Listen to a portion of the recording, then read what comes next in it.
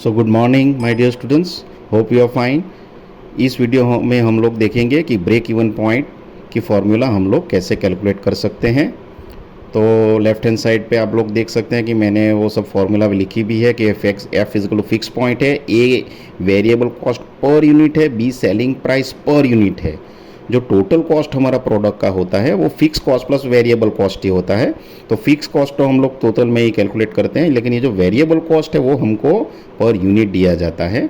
तो पर ए है तो उसको हम क्यू टी के साथ मल्टीप्लाई करेंगे तो हमारी टोटल कॉस्ट की जो फॉर्मूला होगी वो हो जाएगी total cost C T is equal to F plus A into Q two. अगर हम ब्रेक इवन पॉइंट की जो बात करते हैं तो ब्रेक इवन पॉइंट का फॉर्मूला क्या होगा, f upon b minus a. तो F is equal to fixed cost है, b is equal to selling price per unit है minus variable cost per unit. F upon b minus a is equal to q one होगा। तो हम लोग देखते हैं कि भाई ब्रेक इवन पॉइंट हम लोग कैसे कैलकुलेट करते हैं। तो टोटल कॉस्ट ऑफ प्रोडक्ट की जो फॉर्मूला है C T is equal to total cost of product is equal to fix cost plus variable cost. तो सी टी हमारा हो जाएगा C T is equal to F plus V. तो हम लोग इक्वेशन को 1 नंबर देते हैं। अब हम लोग अगर टोटल वेरिएबल कॉस्ट, क्योंकि एफ टोटल फिक्स कॉस्ट की वैल्यू है तो वेरिएबल कॉस्ट भी हमको टोटल निकालना पड़ेगा। तो टोटल वेरिएबल कॉस्ट की वैल्यू हो जाएगी V is equal to A into Q. तो अगर हम ये फॉर्मूला में डालें तो C T is equal to क्या हो जाएगा, F plus A into Q. अब हम लोग अगर बात करेंगे टोटल इनकम की, टोटल इनकम हमारा टोटल रेवेन्यू भी बोल सकते हैं और टोटल सेल्स, क्योंकि जितना सेल्स होगा उतनी हमारी इनकम आएगी और उतना ही हमारे रेवेन्यू होगा। तो टोटल इनकम की जो बात करते हैं is equal to B into Q. Again Q के साथ हमको मल्टीप्लाई करना पड़ेगा क्योंकि बी क्या है, सेलिंग प्राइस पर यूनिट है। तो हमको टोटल हमारी इनकम चाहिए, यानी टोटल हम लोग सब प्रोडक्ट बिकेंगे तो फिर उसकी क्या हमारी इनकम होगी। तो क्यू हमारे टोटल प्रोडक्ट्स है, b selling price per unit है। अगर हमारे पास 100 पेंसिल्स है और एक पेंसिल की 10 रुपीज़ कीमत होगी तो टोटल हमारी इनकम कितनी होगी, तो 10 रुपीज़ पर पेंसिल और हमारे पास 100 है, 10 इंटू 100 हमको करना पड़ेगा। तो 1000 हमारी टोटल इनकम होगी। इस तरह से हमको S is equal to B into Q.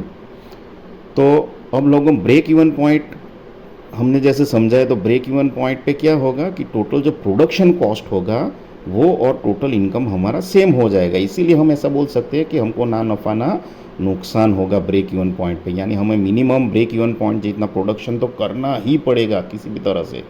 अगर हम लेस करेंगे ब्रेक इवन पॉइंट से, जो कम प्रोडक्शन करेंगे तो हमको लॉस होगा और उससे अगर ज़्यादा करेंगे तो हमको प्रॉफिट होगा।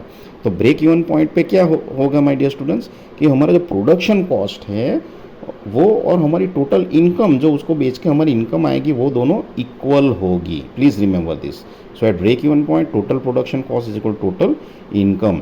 तो हम लोग लिख सकते हैं टोटल प्रोडक्शन कॉस्ट तो हमने वो कैलकुलेट किया है F plus A Q, total production cost यानी टोटल कॉस्ट, और टोटल इनकम हमारी कितना होगी यानी कि सेलिंग प्राइस जितनी, तो बी इंटू क्यू। तो F plus A into Q is equal to B into Q. तो एफ इज इक्वल टू क्या हो जाएगा, बी इंटू क्यू इधर ही रखूँगा और ए इंटू क्यू मैं उधर ले जाता हूँ दूसरी ओर।